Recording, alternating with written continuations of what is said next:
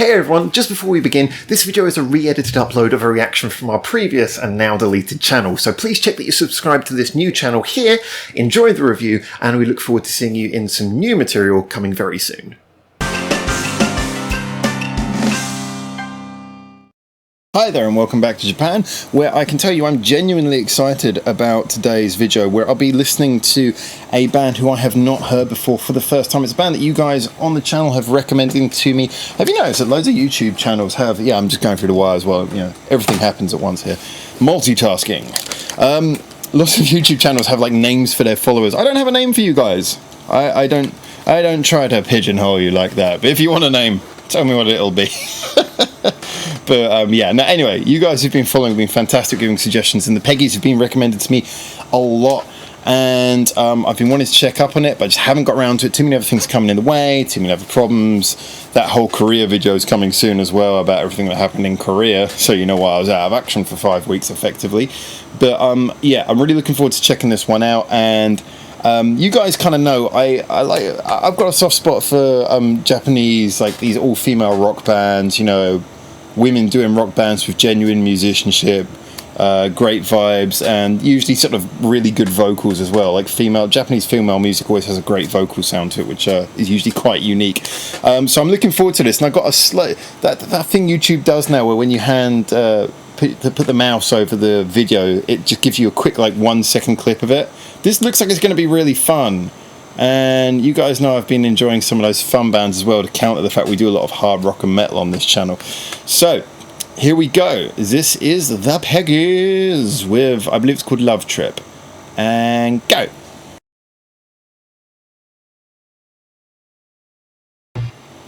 Fantastic. We've got so much to unpack there. I'm going to need me a forklift. That was brilliant. Alright, let's try and get to it before I forget all the millions of things I want to say. Well, first of all, no surprises, I absolutely love that, which is kind of annoying, because the whole point of this channel is we're supposed to be critical. We don't just kiss ass on everything we see. But I guess this is what happens when you guys so wonderfully watch the videos and give me recommendations based on what I like.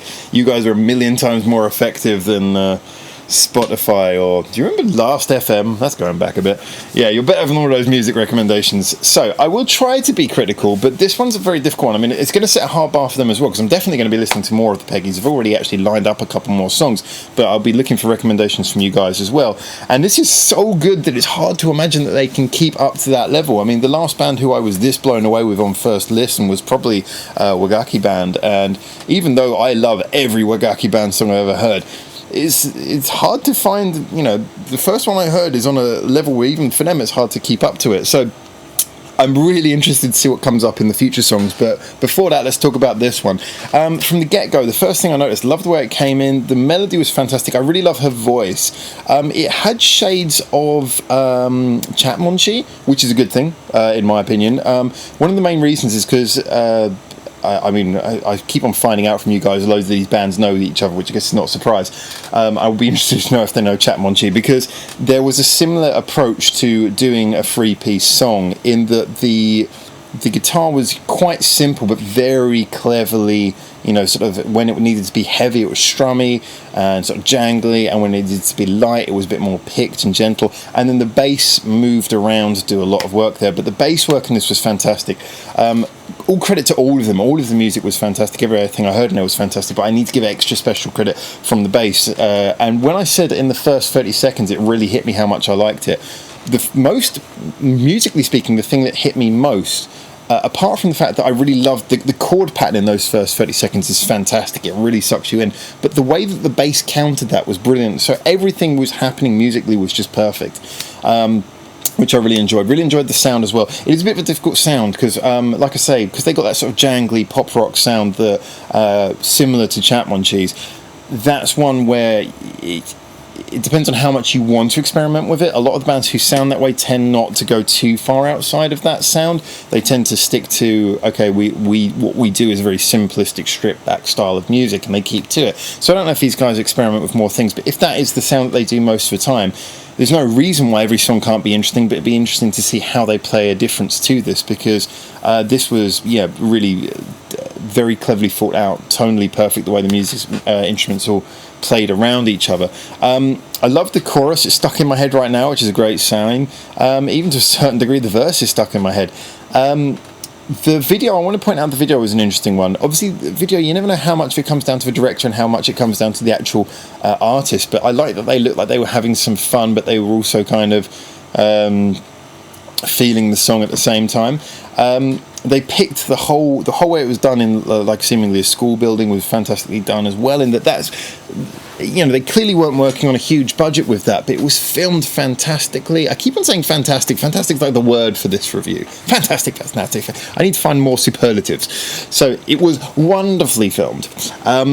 And I really enjoyed how it starts with her, she follows the camera, the other members of the band start to join in, but then everything moves, everything has a place. Even when they retrace their steps, it seems kind of fresh. It's filmed in a nice way. The camera is picking slightly different angles, keeping a slightly different distance. Also, there was those two chorus sections where the camera moved around. That was a technique that I had last seen done well, although slightly differently. In the video, it's going back to I think about 2004 here.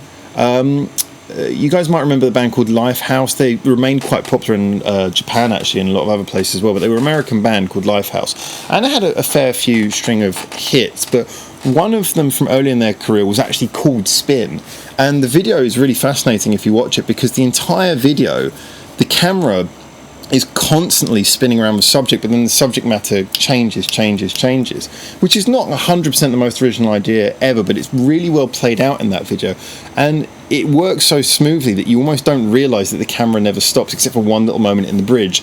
You almost don't notice that, because everything moves so kinetically and wonderfully. And although this video only used that for 2 points, and in both cases it wasn't like it was cutting, it was just going around until they moved on, I did get a feeling that it had that same similar sort of nice attitude to, we can take the musicians, put them in one place, and by simply moving the camera around them, you give all of them equal screen time, so they can all play to the camera, and you can keep it all kinetic and the video feeling like it's moving without having to go for any gimmicks.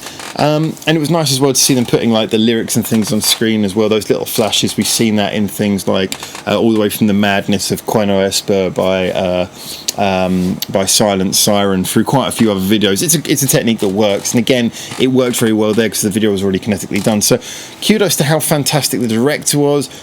Double kudos to how fantastic the camera man or woman was. That really was well filmed. Kudos to the band for pulling off being filmed and also making a fantastic song.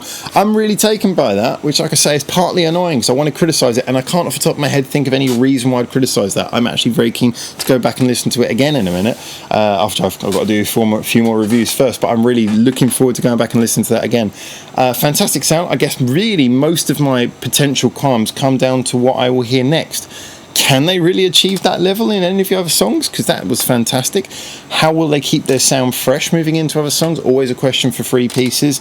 And are they going to pull off a video that's going to be quite as joyous as that? And most of my questions are, can they repeat that again? And even do they want to? How are they going to vary it up? So, yeah, most of my questions are speculative at the moment, but I'm just feeling so far that I really love that, and I can't wait to hear more. So thank you especially to you guys for recommending the Peggies to me, and I will be back with more of the Peggies and more of a lot of other music. So for now, from Japan, ciao.